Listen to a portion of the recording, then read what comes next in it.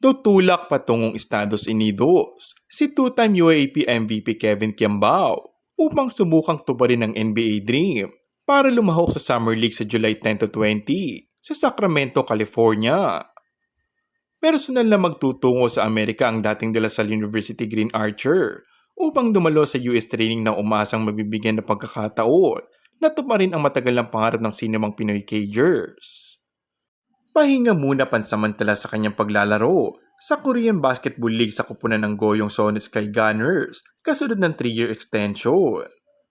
Nagawa pang dumalo ni Kiambao sa launching ng KQ63 na Adidas Adizero Select 3.0 Player Edition sa Bonifacio Global City sa Taguig City.